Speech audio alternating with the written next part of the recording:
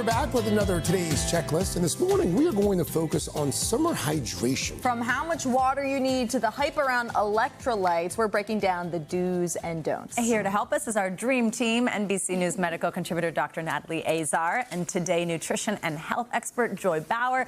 Good morning to you both. Hello. Hey guys. All right, it is summer, it is hot, we're sweating. How can we stay properly hydrated and stay safe? Okay, so first of all, water is so important. It literally every cell, tissue, and organ in our body needs water to function properly. And in the summer, when we are sweating, we're losing water more rapidly than we are in the winter. That's actually your body's normal, natural cooling mechanism. In fact, 50 to 70% of our body weight happens to be water. Wow. What's really important is that you do not wait until you're thirsty to start hydrating. That is a big no-no. You're already dehydrated by the time your body is signaling thirst. So you need to start drinking first thing in the morning and even a little bit before bedtime. I know a lot of us don't want to drink right before bed because you don't want to pee in the middle of the night, but still it's good to have a cup of water before you go to bed at night. Do it anyway.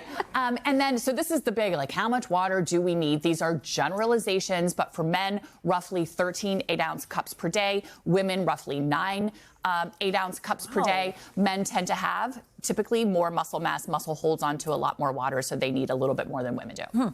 Okay, so I know that hydrating doesn't just mean drinking any kind of liquid. What about coffee and alcohol? Because I feel like there's a lot of mixed messaging around that. Are they hydrating and to any degree?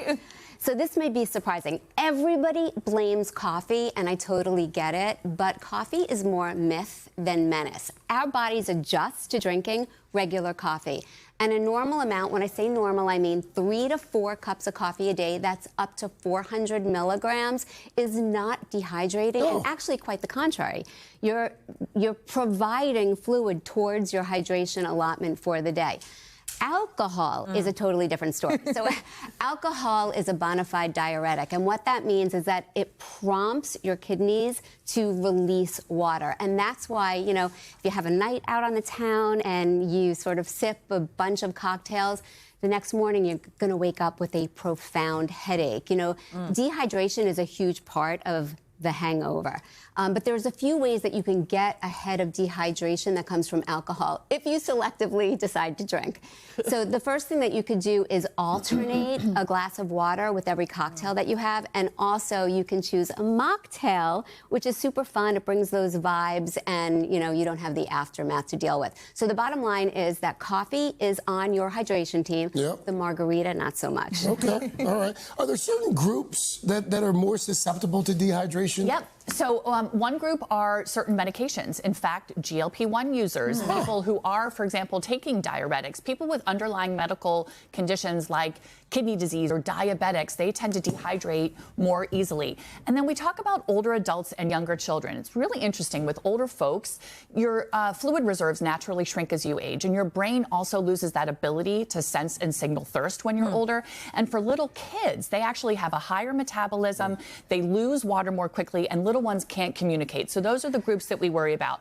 Of course, people who work outdoors, spend a lot of time outdoors, or live in warm climates. In terms of symptoms, we've talked about this a lot, I think, with like heat exhaustion, heat stroke. The symptoms I think many of us are very familiar with. Obviously thirst, that's a big signal, but headache and dizziness, fatigue, an increase in your body temperature, nausea, and also taking a look at your urine. We don't talk, I mean, I know this is a lot of these things are a little indelicate for the morning, but it's important. Your urine should look pretty clear. Once it starts to have that sort of darker orange color, you know you're probably, and especially you can usually feel if you're not tearing, if you're not making a lot of saliva, you know you're dehydrated. In my house with the kids, you know, we tell them, especially on the weekends when they're jumping in and out of the pool, it's hot outside.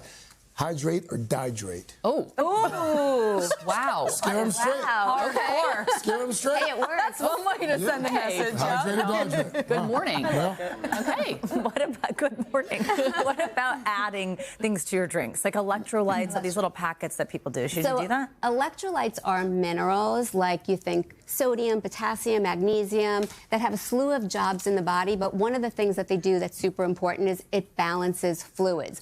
Most of us do not need those electrolytes, you know, if we're running errands, if we're lounging at the pool, if we're exercising less than an hour.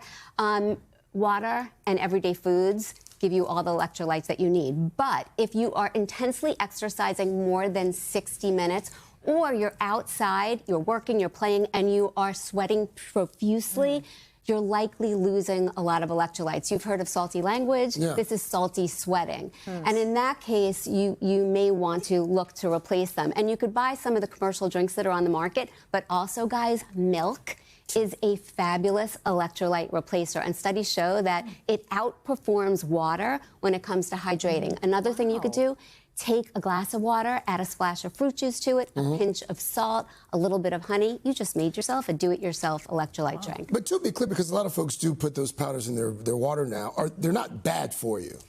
They're not bad for you unless you don't need them and you have high blood pressure. Okay. Because if you have high blood pressure and you're not sweating out excess sodium and you're taking in By the way, He asks us this every time. You don't have to put me on I blast. remember.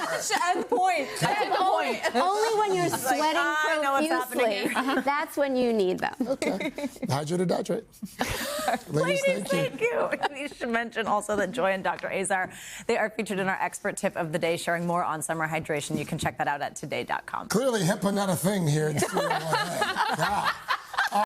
Hey, thanks for watching. And don't forget, you can catch the Today Show every morning on NBC or take Today when you're on the go. Just follow the Today podcast on Apple Podcasts, Spotify, or wherever you listen.